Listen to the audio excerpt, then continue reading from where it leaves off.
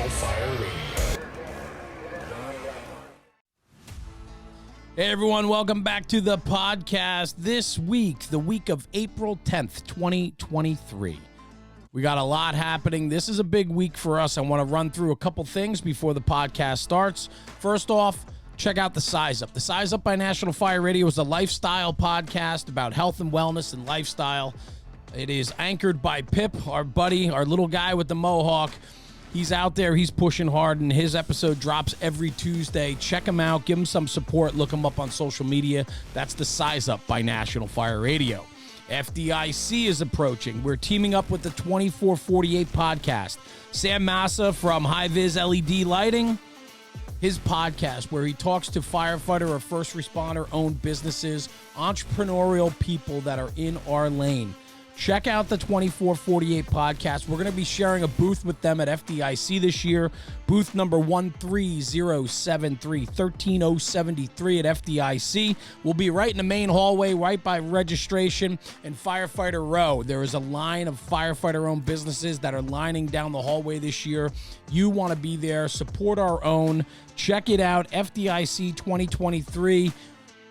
National Fire Radio and the 2448 podcast. We'll be sharing a booth together, 13073. Come see us. We'll put out times and guests of when we're going to be live broadcasting from the booth. This Friday, April 14th, the new National Fire Radio website goes live. It's been a long time coming. We have a tremendous amount of content that's been being put up on the website. We're going to go from a t-shirt and swag selling website to an anchor-based media platform.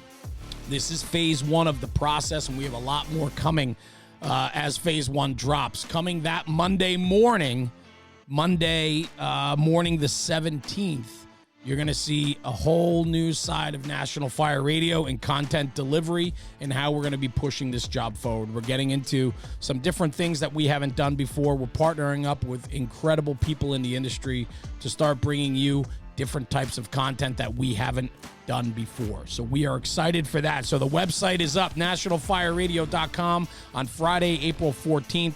And then on April 17th, something very new drops, and we'll be all over it this weekend advertising and letting you know what that is.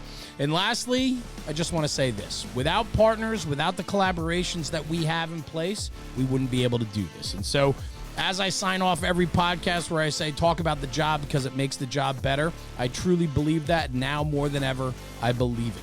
So talk about the job. Take what we do here at National Fire Radio and spread it. Go talk about the job and tell everybody how good it is. And do me a favor. Before we hop into the podcast, we can't do this without the sponsors that help us bring this information forward. And so do me a favor, give a listen and check out our sponsors. Our first sponsor of the podcast, Taylor's Tins. Taylor and his crew from Taylor's Tins have been manufacturing metal helmet fronts since 2017. With over 200,000 metal fronts in the market, they are a leader in the metal helmet front space. Their creativity as well as customer service sets them apart from the competition. They are manufacturing one-offs within 24 to 48 hours to ship to your door. Not only that, but head over to taylorstins.com and you'll see all the other products that they offer. Right now on their homepage, they have a whole page dedicated to vintage metal prints. It's so cool to see the original prints of the fire apparatus, fire hydrants, fire helmets, fire boots, flashlights. It's so cool. They are printed metal tins that hang on the wall that are aged and look to be from the original days of when these prints were drawn, looking for copyright and trademarks. It's really cool. Taylor and his crew are super creative. They're always pushing the envelope as to what products they offer to the fire service. Check them out at www.taylorstins.com. That's again, taylorstins.com to get a hold of Taylor and his crew. And in the words of Taylor, stop burning up leather. This episode's brought to you by the 2448 podcast. If you're a first responder with an entrepreneurial streak, check out the 2448 podcast. Hosted by Sam Massa, who built lighting company High Vis LEDs. During his off time, he serves as a volunteer firefighter and professional EMT. Each week, we tell the stories of different first responder-owned businesses, from small startups to food trucks to companies like National Fire Radio and Fire Department Coffee. Available anywhere you listen to podcasts. Go to the2448.com for more information. That's www.the2448.com for more information about this killer podcast. And if you're coming to FDIC this year, join us in booth 13073, right by the entrance in the main hallway, where National Fire Radio, yes, us, in conjunction with the 2448 podcast, will be teamed up for live shows throughout the duration of FDIC. It's going to be a killer week out in Indy. Join us at booth 13073, right in the main hallway, where you come right into the convention center. We're going to be right there live broadcasting throughout the week. Come see us. Guys, thanks for checking it out. Check out the 2448 podcast. And now, without further ado, the daily episode. Hey, everybody. Welcome back to the National Fire Radio podcast. Today is going to be a lot of fun. This was a woman who I met in Virginia Beach, and she had no idea who we were. She didn't know what National Fire Radio was. She didn't know who I was. And we were introduced through one of her cadets. So let me back up, do a little intro before we hop into all those details. But this is going to be a lot of fun today. I'm looking forward to this conversation. Kris Ussery of the Virginia Beach, Virginia Fire Department. 17 years in the fire service, the last 8 years with the Virginia Beach Fire Department. Master Firefighter and Paramedic, currently assigned to the training division. Kris, thank you so much for joining me today. How are you? Good. Thanks for having me. Oh, this is cool. I'm excited because we met through one of your cadets at the Virginia Beach conference that I was just at a month or two back, and I was walking the show, and I was doing what we do. We do a lot of apparatus things. We take a lot of photos. We shoot videos. We're doing content creation for our social media pages. And this young guy came over and introduced himself, super squared away, nice kid. And he had his uniform on. And I said, well, who are you? And what's this about? And so he said, I'm a cadet with Virginia Beach. We have a cadet program here, this and that. He's like, he's like, myself and a lot of the guys and girls in the group know who you are. And we, this and that. And he said, I'd love to introduce you to our mentor. Or I don't know, what title do you carry? Because you run the cadet program, correct? Yeah, but I don't have them be as formal. So maybe instructor. Okay. Maybe they said that. Yeah. So I'd love for you to come meet our instructor. So I said, great. So I come over and he introduces. You're looking at me like, who is this guy? And I shake your hand and I said, hey, Kris, very nice to meet you. This young guy said a lot of great things about you and the instructor staff and the cadet program for Virginia Beach. He told me all about it. And he wanted to introduce you to me, and I just thought that was really cool. This kid was super excitable. He was absolutely in love with the process, in love with the fire service, and I think that's because the program that you guys run there in Virginia Beach, this cadet program, has laid a really strong foundation for these kids. And so, give me a little bit of background about that. How did you get mixed up with the Virginia Beach Fire Department cadet program? Yeah. So before we get there, I just got to tell you that when he was just literally bouncing up and down in excitement while you were talking, I was like, what is he getting me into? I love it. I mean, and this is so important to me though, right? Is that if you can get kids excited about the fire service, and if there's a guy like me that has a content creation and podcast platform called National Fire Radio, and he's excited to meet me and learn more about our platform and knows about us, that means, we're making him excitable about the job. And I think that's what we need to focus on here. And I think that's what you guys are very much doing. So, and you know what? It's really guided me. So getting here, I came to training and I got turnover from another master firefighter, and she talked a lot about this one program that she started. It was called Camp 911. It was not this. And she kind of touched on what used to be the Explorer program. And she gave me like a schedule, and I thought, oh, maybe this is just a summer thing. And then I kind of was looking, I didn't get a lot of pass down on it. No, nothing against her, but I think she was just really excited about the camp.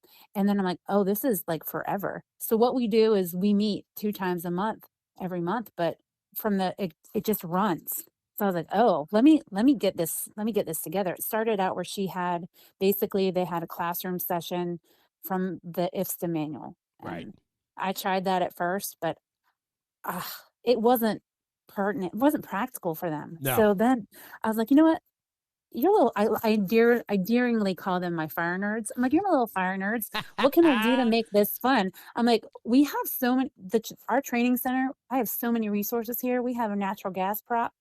It's an easy reset for fire." So I'm like, "Let's see live fire, exterior fire," right? They were like, "We've never done anything with live fire before." I'm like, "You're fire cadets. Yeah, What is happening? I Let's do love this." this. So Yeah, what would I want if I were you? I didn't have the passion for fire as a young person like they do. So they kind of showed me what they want and I make it happen, within reason sure. and make it to nurture that desire. And then, okay, how can I make this better? How can I make them better and make them want to be better?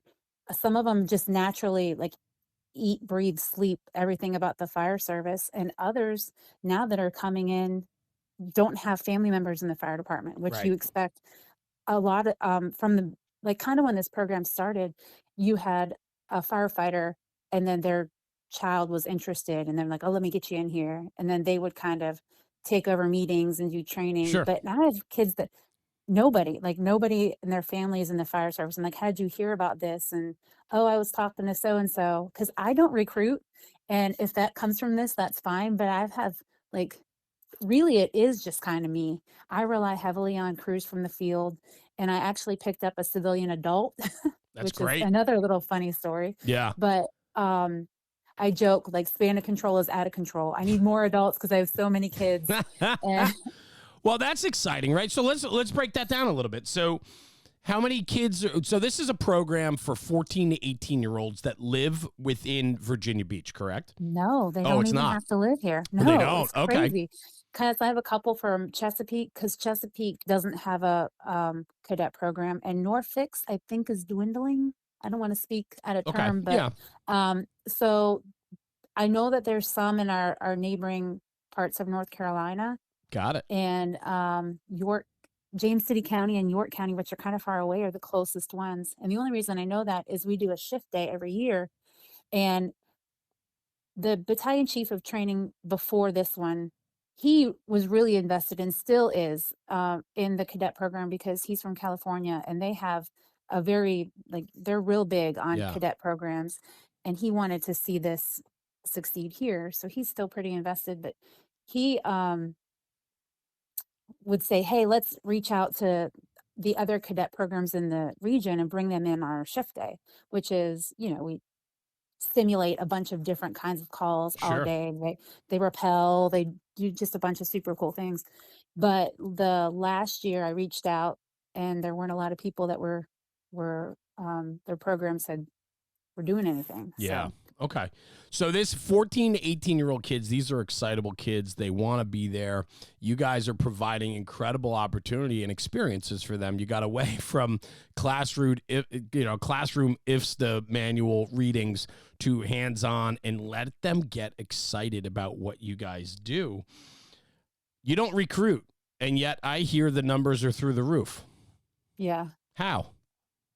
Ah, mm, I guess word of mouth. I love it. Talk about that a little bit. I mean, you got to recognize that something's being done correctly if word of mouth is in a positive way bringing more people in, right? In a time where kids are becoming disinterested in social services or being a part of their community, right? There's a disconnect now more than ever, I think.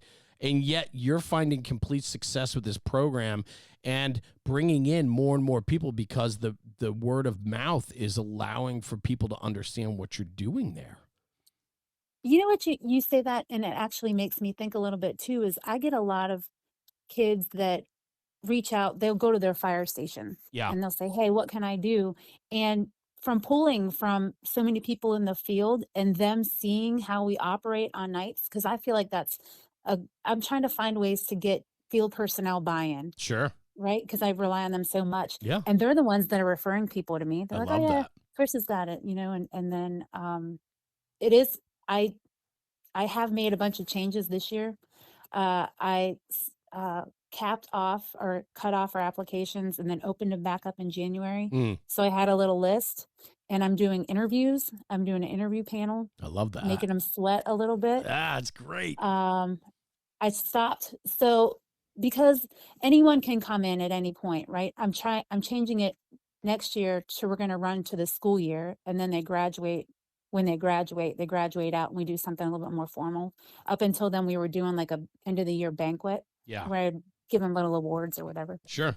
But um, interview them in and put a little heat on them, I because then love that that. gives me a baseline for future interview practice, right? So I can show you how you can get better. Because ideally, I want you to be an amazing recruit applicant and then an amazing recruit. Being here at the training center, I see the recruits that are coming through, and I'm like, man, like if only they had someone to tell them what to do. Yeah. And PT, we PT, like, I said, this is the dummy you're gonna have to drag every couple of weeks when you do your work performance evaluation. So you should know how to do it. You should be able to do it now. But you have 4 years. If you come in at 14, I'll get you there. Oh, So 100%. Not only that, but now you have candidates that are applying for the fire department after going through the cadet program, right? yeah, You're basically getting buy-in 4 years, a minimum of 4 years earlier than what yeah, most departments get. And not only that, but you have the ability to mold and shape these kids to understand that, if you're interested, this is a fantastic career for you and we can get you that head start. I love right. it. I want to go back to one thing you said too, the buy-in from the companies in the field. So many neighborhood kids that are looking for something typically wander into the firehouse.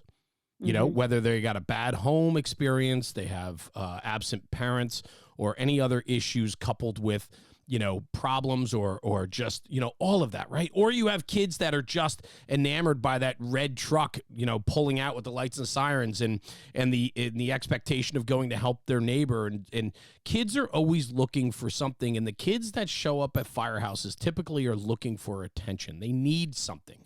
And I think it's incredible that you have a program in place where your field companies have a kid from the neighborhood wander in and says, hey, I like it here. You guys are great or whatever. And then you have a program that they can push them to and say, listen, if you really like what we're doing here, our department offers X, Y, and Z, because so many departments don't have programs like that. And so those kids just end up hanging around the firehouse, right? And those guys Right. kind of take them under their wing, but they can't promote the job through them because the kids don't have the opportunity to learn anything other than what the guys are willing to teach them on the apparatus floor. Right. For you guys in Virginia Beach to have this cadet program, those kids that wander into that firehouse can then be steered to you and your program at the training academy, and they can really find direction. And I love finding those kids that are looking for something more, and we, the fire department, have the ability to give it to them. The cool thing too, that they have kind of led, and I told them this last year at the end of the banquet, they have kind of made it what it is. I just kind of am the resource and can Sure. facilitate it. But the group themselves, like when someone new comes in and they just share that same common love for fire, Mm, or being part of a team, right? And they just absorb that person. I think the social aspect of it is pretty cool. Where now they're like hanging out after meetings, going to get pizza and all this stuff. So they would have never met, and they're able to. And then the team aspect, like the teamwork and as far as PT and working together, it's pretty cool. Where one kid, if they kept going to the fire station, they wouldn't get that. that's right. And I think that speaks volumes to the program, because these are impressionable minds, 14 to 18. These are high school kids, and a lot of them could shut off, go to their home, close their bedroom door, and stay in their room. And these kids are getting out of there, and they're going to find their peers. And their peers, I'm sure, is just such a mix between, everyone, right? It's a Right. melting Oh, pot, if yeah. you will, Oh, right? absolutely. It's Which, funny because mhm, the go ahead. diversity and inclusion committee, they're looking for places to do recruitment and all that stuff. And I haven't specified, but I have a very diverse group. Mm, And I'm like, hey, come check this out. I'm not saying it's the only way, but this is definitely working. And it's getting the people that want to be firefighters, right? Or want to be in some kind of fire service. And that's what we're looking for too. yeah. So at the training academy, right? So this program was, it had started prior to you, right? So you're the Hmm. facilitator now, but it's been there. So the fire department itself, the city, the fire department, they had to have buy-in at some point to launch a program like this, right? Because there's, logistically speaking, there's a lot to it, right? I mean, you guys are providing a lot of opportunity, equipment, time, right? And then not only that, but you have to look at, allowing the hands-on and things like that. So there's a commitment here from the city and from the fire department, right? Do you find that, there's just this unwavering support that says like this is a worthwhile project and we need to keep going? Um, yes, obviously that said, and Yes. I get it. as far as showing up, and it's a lot of work on my part to like beg, borrow, and steal, I Yeah, feel like. I'm sure. And so I'm gonna be here in training. I'm gonna do my unsaid, my obligatory 3 years, but I'm already thinking, all right, who is going to take my position and still run with it? Because you have to definitely facilitate, if that's not a term. I mean, we have unlimited things here at the training center, or maybe I just have a good imagination, but I have support as far as whatever you need, we'll get you, but Yeah, you need to let us know what you need, and you need to ask these people, and I kind of like handpick certain crews too, sure. right? Sure. So and I keep thinking if I get a couple targeted, they're going to say, hey, we want to come out and help you more often, right? But staffing is crazy. So as far as maybe somebody wanting to come in and do something like this on their day off, Yeah. but Yeah. I get it. Well, how did you find your way there? I mean, so you found your way to the training division, right? I mean, you were master firefighter and paramedic. You're now mhm. assigned to the training division. You just said 3 years. So is that something that is required? It's a 3-year stint in that position? It's not required. It's kind of like, oh, if you do 3 years, you get a ribbon kind of thing, Got it. Mm-hmm. So, Okay. But I mean, obviously then you've had some appeal, the training aspect of the job has some appeal to you. well, it's funny because yes, I knew I was going to go to training at some point, but I was kind of, ugh, that chief of mine, he's crafty. He shows up at the station one day at dinner time and asks me personally to come to training in front of everybody else. Oh And boy. I was Yeah. like, it was very sweet. It was very like, wow, he thinks a lot of me. He's like, we want you. Yeah. And I was like, let me think about it. I'm not saying yes, I'm not saying no, because going to a 40-hour work week off of shift work is different. Yes. And I thought about it, and I knew I wanted to come to training at some point, but to be honest, the thought about like teaching a recruit academy sounds not good. Yeah. But the incumbent side, Mm-hmm. which was an eye opening to me, is amazing. I'm out here building props. I'm out here doing all kinds of stuff, working with other cities. And okay, that part's really fun. And then the cadets, I thought, what am I getting myself into? But it has been so rewarding. Was that your And choice? Like, did you with the no, cadets? I think No. it was like snuck in with my job description when they got me in here. So I was like, "Oh, Oh, okay, I see yeah. what you did there." Read the fine print, right? All of a sudden, here, this is yours too. Like I said, that's when I found out. I'm like, "Oh, this is a thing that goes on forever." Yeah. Okay, Oh okay, man. but it's good. Yeah, that's fun. I mean, but so let me ask you then. I mean, how long have you been working with the cadet program now? So 2 years. 2 years. And so within 2 years, I'm sure you've seen an upward climb, right? And so Yeah, enrollment's up, the yeah. excitement's I up. started out with 8 people, and it was the same. It was like the same group from like the year before, Right. and kind of a fun thing I did to try to find out value and what I could do early on is I did a survey Mm-hmm. to all of the graduated, um, they were explorers at the time, Right. to see, hey, did what helped you, what didn't help you. And I tried to like I basically had their names and some information, but you know how kids don't keep the same emails or whatever. Sure. So I Facebook stalked them, Oh, and I was like, wow. would you be willing to do this survey for me just to see what I like, was it worth it? What could I do differently? Sure. Just to make me feel like I'm being effective. I Mm-hmm. guess I always want to like, make the best out of something. And Yeah, if it it's makes not sense. working, we're going to do something else. Yeah. And that was cool. My chief, the new chief that came in, he was a numbers guy anyway. So they love data. So he was like, oh, I like that. And I think there was a time where everyone was doing a survey. So it just kind of like fell into the right place. And I got a lot of good information on that. Like But what? a lot of them Break were it. Yeah. firefighters Mm-hmm. in other cities. I'm like, what are we doing wrong there? Ah. There's definitely something there. Why didn't you come here?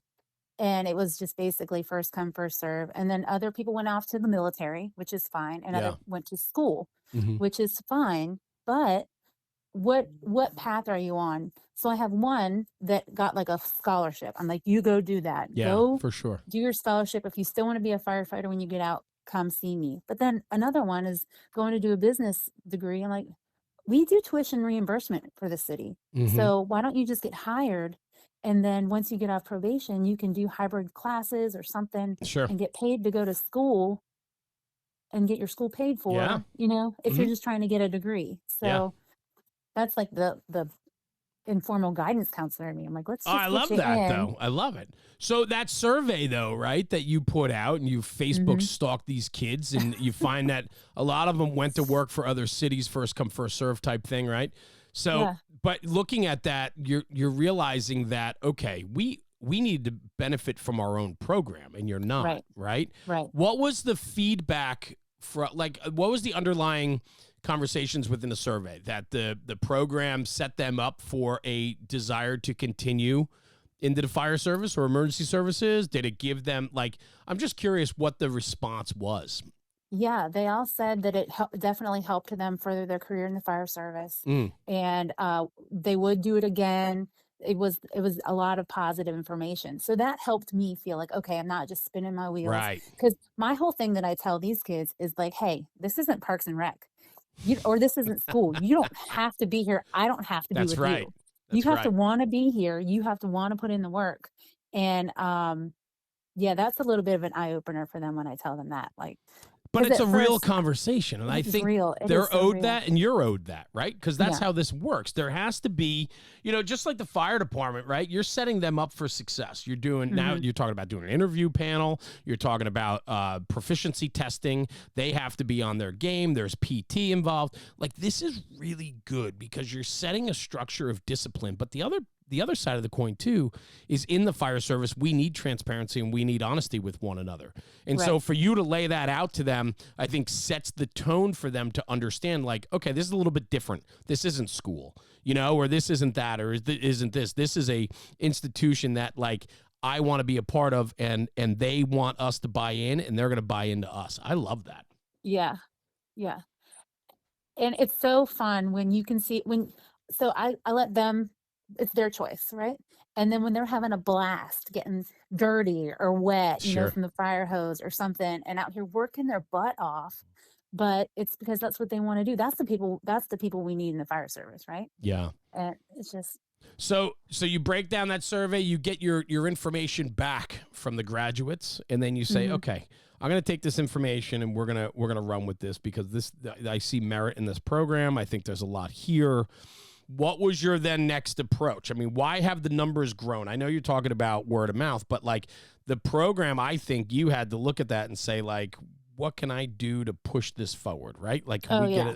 it people more excited about it? Can we grow it? Because I'll tell you this: as you grow it and the numbers keep climbing, I mean, you're going to get more and more support, and you're going to get more and more buy-in. And then, if you can turn these cadets into Virginia Beach Fire Department personnel, and firefighters and paramedics, I mean, man, you're starting their career so much earlier than the average department will get out of their people, that the buy-in from them is already there even before the Proby Academy starts. Yeah. And so to be I'm even honest with them from the aspect like, listen, not all of you are guaranteed to be firefighters. Right. Not all of you are guaranteed to be hired by Virginia Beach Fire Department. But I want to give them something, some kind of employable skill when they graduate and they leave this program. And so one of the things, because I don't really, first of all, we don't have the time or the manpower to put them through firefighter one and two, any of that. But uh, I did have one cadet. He really kind of showed me the way. He went out and he went to a local college here and got his EMT. Nice. Right? I was like, "Well, Hmm. that's cool.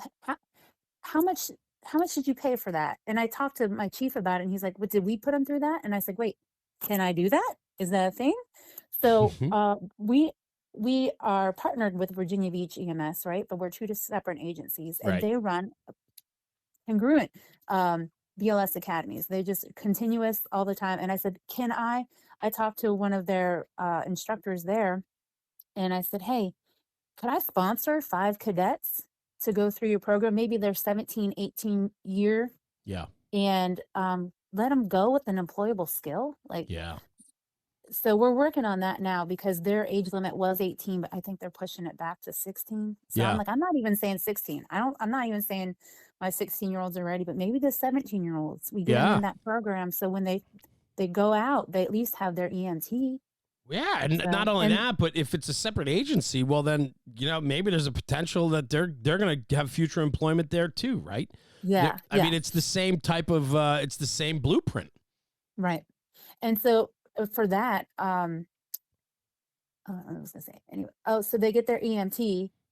So if they do make it into the Virginia Beach Fire Department, that first 4 or 5 months is an accelerated EMT where they have to get, 80% or greater. Right. And on top of that, trying to get settled into the academy mentally and doing really hard, strenuous PT. Sure. So if they already have it, that's one less thing they have to worry about in that first, Yeah. part of their academy. Yeah. So it makes that a little bit easier in itself. So This episode's brought to you by Fast Rescue Solutions. Fast Rescue Solutions was created with the mission to develop products and training that surpass currently accepted industry standards and that meet the operational challenges of the real world. Their vision is, always has been, and always will be to revolutionize rescue and save lives. Fulfilling both the mission and the vision, the Fastboard is a disruptive technology in rescue. Invented by 28-year Philadelphia firefighter Eric Allen, with over 20 years in the Philadelphia Fire Department Special Operations Command. He is a game changer. His crew is game-changing victim and firefighter rescue and survival. The national average time for rescuing a downed firefighter is 15 to 20 minutes using 5 or more people. The Fastboard has the ability to reduce that time to 5 minutes or less using only 2 or 3 members. That is 500 times faster than the national average. Originally designed to get down firefighters out of a basement, the Fastboard has been proven effective in nearly every rescue scenario: RIT, confined space, trench, ice and water rescue, hazmat, mass casualty, and the list goes on and on. Its simplicity and versatility make it a game changer. For a virtual demo or more information, visit their website at www.fastrescuesolutions.com and tell the crew you heard about them on the National Fire Radio channel. Eric and his crew at Fast Rescue Solutions have become dear friends of ours, and we appreciate the support. Check them out. Well, something that else. was my thought process. I love it. And it's something else you said, too, which I think is super admirable. You said an employable skill, right? And so I'm sitting here thinking, I'm writing down some notes like I do when I do these interviews and conversations. And I'm putting here that these kids are also, whether they go into the emergency services or not, a program like this gives kids better life skills. They make them better contributing members to society, which is what we need now more than ever. I do a whole little lecture part. Usually, so we have a code of conduct, and I Yeah. tell them all now coming through, I'm like, save a copy because I can tell you right now something's going to come up and we're going to have to revisit this as a group. Sure. So I said, but there's this whole spiel like Virginia Beach, we have our core values: caring, honesty, integrity, and trust. That carries over into them because they're directly related to the fire department. But who are you in the public? So then I go into this little social media spiel. I'm like, how does the public see you? Because we're called upon very often to help with like community events, and because we're the little workhorses, right? They'll volunteer to do anything. Yeah. We helped out. I had them sign up, and we all helped out with the Special Olympics last year. Like whatever comes up, they're the first ones to volunteer and do it. But who are you? When you're out there in the public, because they're gonna look at you as a fire cadet, and you're gonna get that same trust that a firefighter gets. That's right. So You're wearing the same uniform, right? I mean, for the most part. I mean, it's, similar, yeah. well, yeah, but you're representing, right? Sure. You're representing the same name, And so it's important that they understand the gravity of that, right? It's that you are now representing our city, our department, our people. And if you're going to do that, you're expected to do that in a proficient and professional way. But that's where I think, that's what I love about programs like this is it gives kids a foundation for which they're probably looking for something. And if it comes down to social skills, the ability to network, the ability to, um, be more open minded or learn how to problem solve in a group, or, I mean, it's all these skills. It's not just firefighting, or it's not just emergency medical technician. It's everything else that accompanies a program like this. Yeah, no, I agree. I agree. And Yeah. it's funny how some you can tell it's fire for them. And then there's these other ones that come through and I'm like, what is it that they're looking for? What is Yeah. their angle? How can I draw them out? And quickly you'd start to see them transition to, okay, so we've done a little bit of research on fire or things like that. So as far as we really don't have a lot of time, and I really do want them to get the practical hands-on evolution stuff because that's going to help them in an academy. So I've started, like, today, because our meeting is next week, and last meeting, putting out little YouTube videos, you know what I mean, I firefighter love it. training YouTube videos. I love it. Review this and be prepared to do it or to talk about it or to answer questions about it at the next meeting. Well, so they learned last month quickly that not all of them did. And so I did PT based on that review. I said, this PT can be as easy or as difficult as you make it.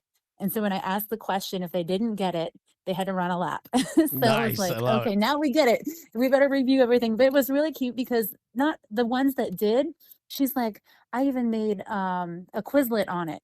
It was so funny. I was like, she took it so seriously. Mm. Like, but the other ones were like, oh, we didn't even look at it. And so now I'm sure I just found out today they're all looking at those videos and everything now. I But love that. It's just it's such an exciting opportunity. And I'm just curious, like, for you, has your excitement grown with it as well? Like, as you watch the success of the program and as these kids are really getting more immersed into it and really finding this like unwavering love for the emergency services and the in your program, does that fire you up even more to want to do more? of course. I mean, it's infectious to see it. It's like, man, I didn't have that desire at their age and, whatever I can do to nurture it. But yeah, it's exciting. It's like, who would have thought? Because I joke, because I don't have any children of my own. I have Hmm. two stepchildren that are Right. adults, but I never experienced this age group Right. really. Yep. And it's like, how is it that I don't have any kids and now I have 30 some and you're all adorable in your own way? And Yeah. then I can still yell at them and make them PT. So it's kind I, of cool. But that's fantastic.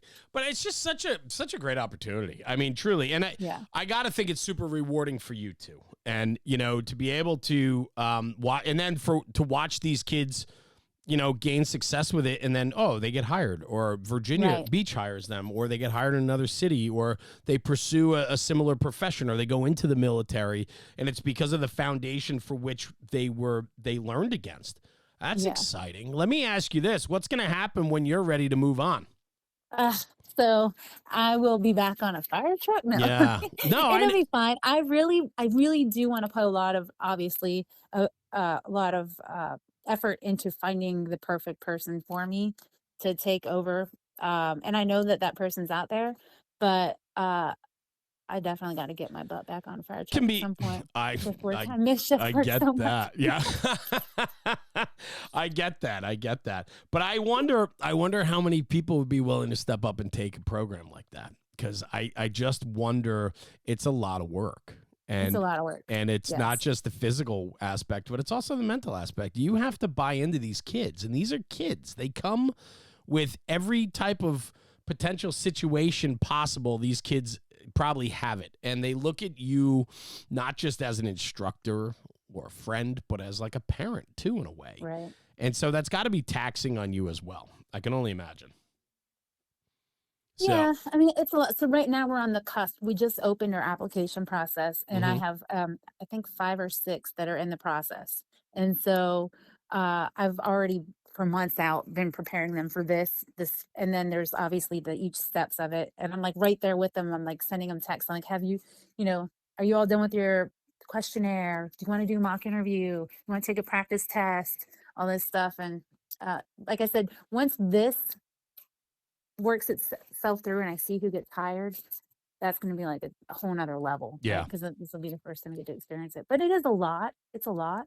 And I would think, like, for a parent, right, that has children living in their home, it would be more natural. For me, it's like, maybe it makes it better because I do have that, like, disconnect where you're a kid, but you're not my kid. And Well, I can still there's something to be said for that, right? So like my yeah, my brother and sister-in-law, they don't have any children, but they're like the most incredible aunts and uncles you could possibly want, right?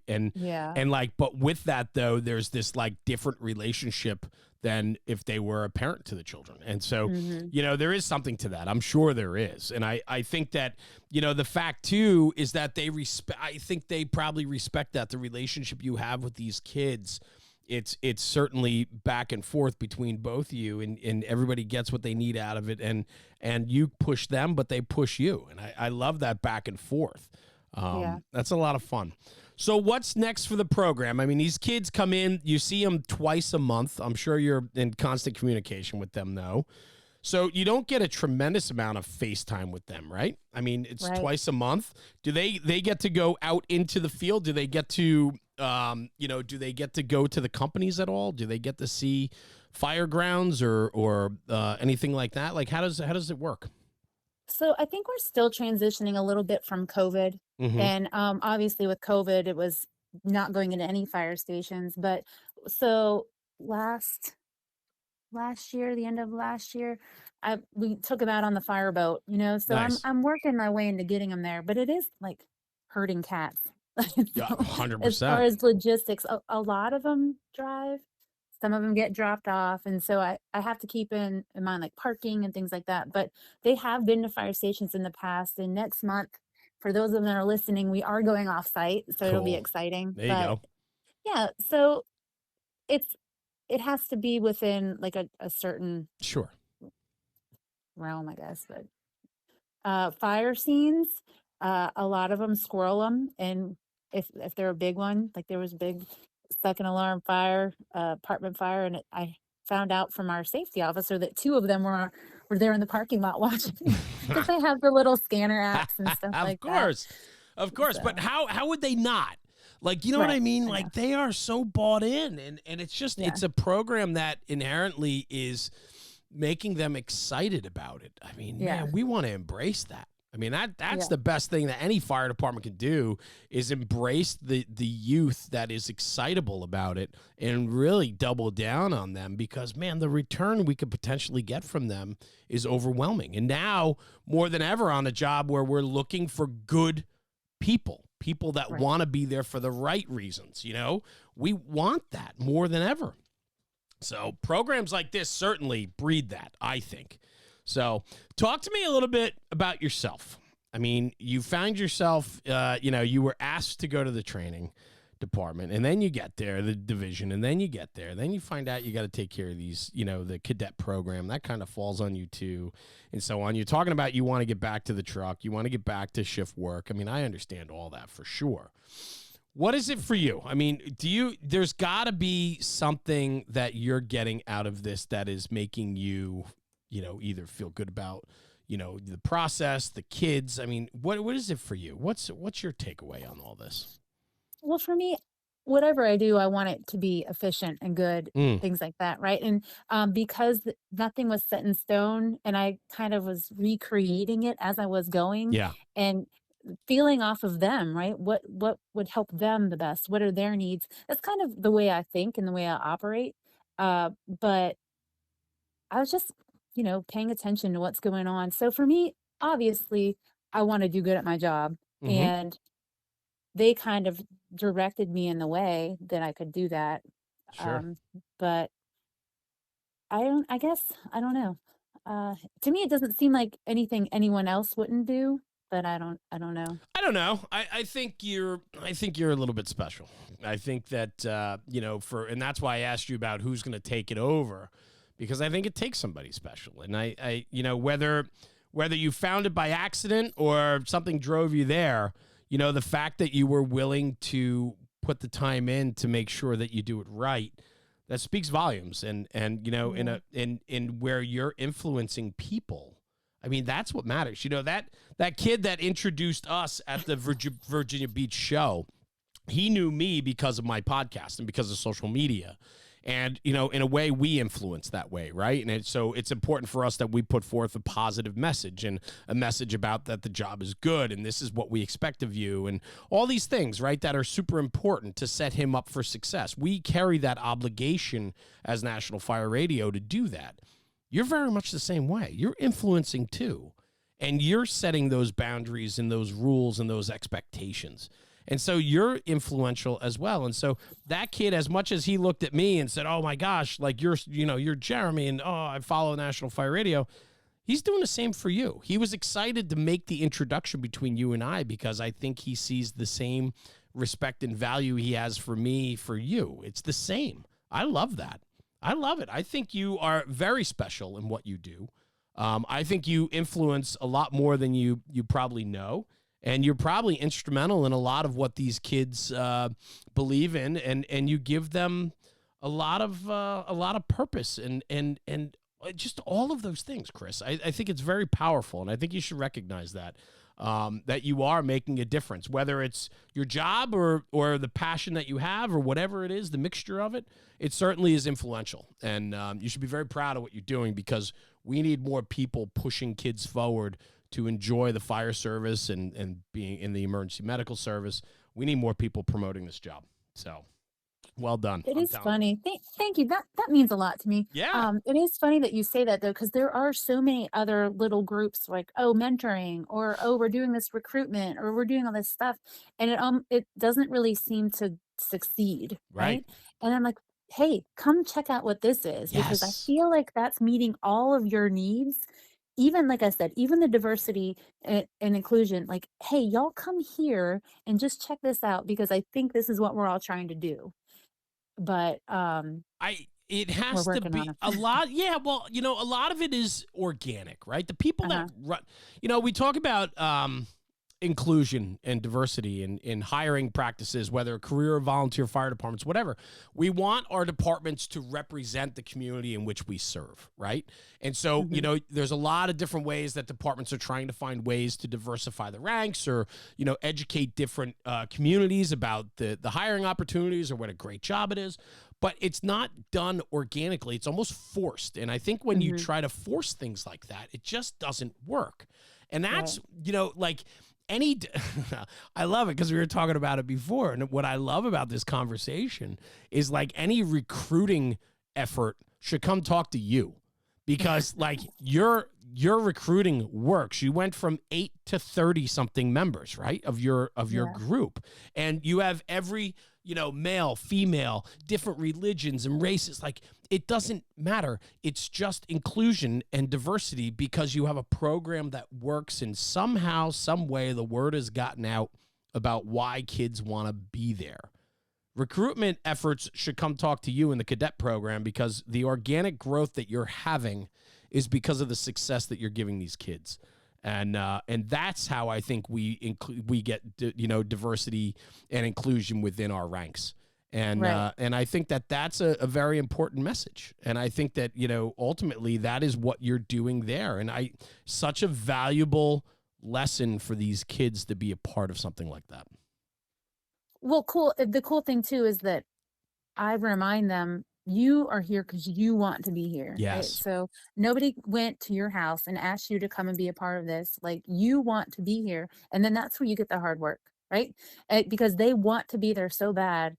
And when I say, hey, if you don't do it, you can't be a part of this program, they're like, oh, okay, sorry, I'm gonna do my best, Yeah, well, So they want to be there, and by them participating and showing you they want to be there, you want them there, right? yeah. We Oh talk yeah. about buy-in a lot. The fire service always thinks that the individual has to buy in 100%.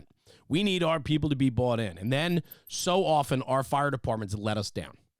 Right. Hmm. So we want our people to buy in 100%, but the fire department doesn't buy into our people because, because of this or because of that. Right. But we still expect you, the firefighter, to be in 100%, but we can't support you as the fire department 100% of the time. And that's that messed up value proposition that's always skewed.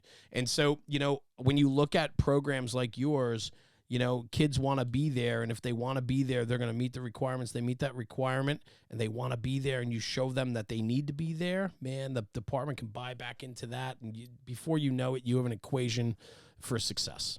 And I just think that's what you're doing there. It's fantastic.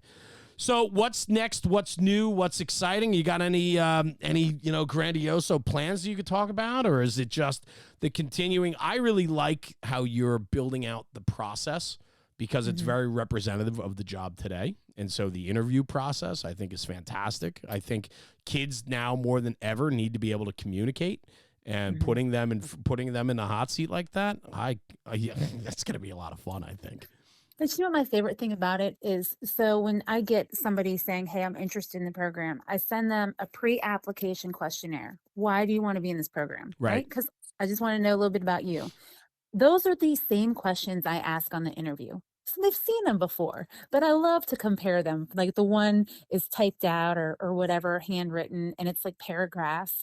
And then when it comes time for their interview, it's like, I want to help people, or Yeah. so it's Yeah. like, so I want them to identify that too, So I'm not nice in the interview. I'm like your typical, nice to meet you. These are your questions. I have 3 people. Sometimes I have a chief or a captain on the panel, I love it. They're like, but it's so good. I feel like that's when you get the sense of this program. But for me, for like my hope, I'd love to see my five or six get hired, right? And get Yeah. into a recruit academy. And Right. then it's like no pressure because my name's on them. So the recruit instructors are gonna be like, Ussery, what'd you bring us? I love it. But Yeah, right. Absolutely. Do you have any kids in the last 2 years get on the job yet since you've been in this program?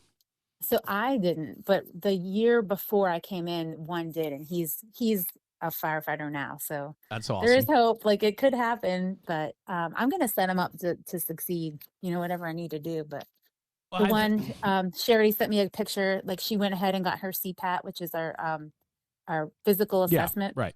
And she already sent me her card. She already got her CPAT. I was like, yay! So That's exciting. I mean, but so excited. that's validation, right? I mean, Mm, everybody likes validation, but for all the hard work that you're putting into this program and the hard work that these kids are putting in, and then you're following up and making sure that you're doing your part to make sure you support them, right?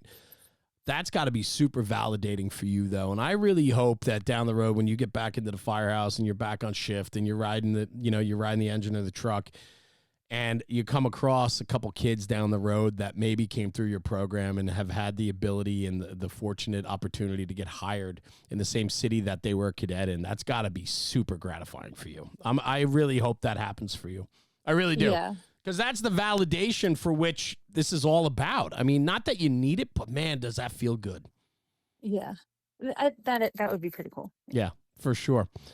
Well, what else? Is there anything else we missed? Is there anything else that we didn't capture about the program? I mean, if kids are interested, I mean, what's fun is your kids are going to listen to this, right? So we're going I to, know. Right? and so I think that's exciting because, Yeah. to be able to shine a spotlight on a program like this where you have a great bunch of kids that are really into the emergency services, and it's a program that Virginia Beach offers these kids. What a great opportunity. And now they're going to be able to sit here, listen to a podcast of their instructor on here talking about the program. If we do our part then as National Fire Radio on the national level, is if we can shine a light on these kids. I mean, that's just like, I just want them to know, if they're listening to this or when they do listen to this, that all that hard work they're putting in matters and it's being recognized, and we need more people like that in the fire service. Definitely, definitely, and hopefully maybe a chief or mine hears this, and they'll say, Yeah. you know what, I think might need some more support, You or know, someone in the fields like, hey, you know what, maybe I can come out for a meeting night. Chris, that's a very good point, right? And influence is a powerful thing. And for us to be able to tell this story, we might be able to get people to talk about it somewhere else in the country, and maybe they start a program because they heard something like this, right? Or Yeah. maybe there is a chief officer or a company captain or a guy that, wishes their company was a little more active, and maybe this is a great way where they can, mentor a couple of these kids, right? Or give the program a boost or more equipment or funding or whatever it takes. But like, the buy-in is there. And I think that we have to recognize that. And the most important thing is how we better our departments organically is buy in early on. And if you can get 14 Right. to 18-year-olds to fall in love with the Virginia Beach Fire Department, and there's a possibility for them to get hired down the road because the program set them up for success. You know what you're getting. How would any Right. city or department not want to do that? You know what? I see it the junior, senior year. Some kids, they're driven, they're busy, they're playing sports, they're doing all these things. So keeping them engaged and keeping them interested. And like I get it, you're gonna maybe miss a meeting if you have practice or Sure. something, but keeping their attention and keeping them interested and keeping them out of trouble, right? Because That's it. That's I'm it. like, hey, Like we said, a lot of these kids were searching for it. They yep, came to the neighborhood firehouse because they were looking for something that maybe their home wasn't giving them something. Maybe school's not giving them something. Maybe they're struggling with something in their life. And the firehouse is one of those places that just accepts everyone. And hmm, so, and if we can give those kids purpose or reason, or it's an outlet for them to spend time because it's better than anywhere else they could be, and we give them that opportunity, man, that's powerful. That's powerful. And those kids then 100% believe in the institution of the fire service because it's going to help them in life. It's a hmm. win, man. That doesn't get any better than that. I love it. So, Kris, wrapping up, let's talk about this. Where can people find out more about this program? I know it's online. I know there's some information out there online. I see there's an email address here, vbfdcadets at vbgov.com. Is that still a good email for the Yeah, program? that's a good one. And virginiabeach.gov, there's a opportunity to volunteer tab or a button, I guess. Yeah, no So worries. under there, Okay. virginiabeach.gov, Yeah, City of Virginia Beach, and then the fire department tab, and then you can get involved. I think there's a tab that says get involved, and then that's get where involved. volunteer opportunities and so on. So I'm just cruising through now looking at it. But what a great program. I am very happy that you and I were introduced to one another by one of your cadets. And I'm grateful for that. And I look forward to, doing more with you, Kris, and maybe the program. And if we can ever help in any way, man, I love talking to kids, and I love young people that are passionate about the fire service, because if we can just help them along and let them really fall in love with the process and fall in love with the fire service, we're going to win. That's how we make this job, push this job forward and make it better. So if I can ever help you with anything, please let me know. I'd be happy to do that. And please thank that cadet that introduced us, because I truly appreciate the relationship and, and talking with you today. It's been a great conversation. Yeah, thank you for everything. Yeah, it's cool. So good luck with the program. I wish you a lot of success, and I can't wait to hear some more success stories come out of there. And stay in touch. Let me know how you're making out. And, like I said, whatever we can do for you, please don't be afraid to reach out. But thanks for your I'll story hold you today. to that. Yeah, you know what? That's okay. I hope you do, because you know what? Truth be told, you held me to this interview because I never followed up with the email. That's funny. So I really hope you do. And whatever we can do to help push this program forward and those kids, man, it's all about those kids. So, Kris, great job. Thank you very much for joining me today on the podcast. I truly appreciate everything that you shared with us today. Yeah, it was fun. Thanks. Cool. Stay right here. I'm just going to sign off the podcast, and I'm going to come right back to you, okay? Okay. Yeah. Great. Everyone, thank you for tuning in to the National Fire Radio podcast. Another great episode. Kris Ussery out of the Virginia Beach Fire Department, master firefighter and paramedic assigned to the training division. And she is responsible for the Fire Cadet program there in Virginia Beach. And that's what this is all about today, is pushing those young kids forward, letting them fall in love with the process and the job.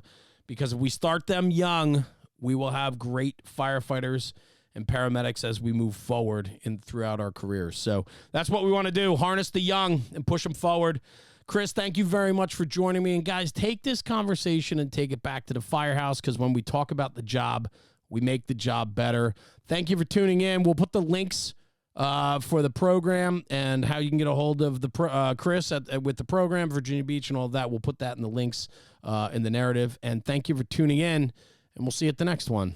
We'll see you later. Jeremy, National Fire Radio.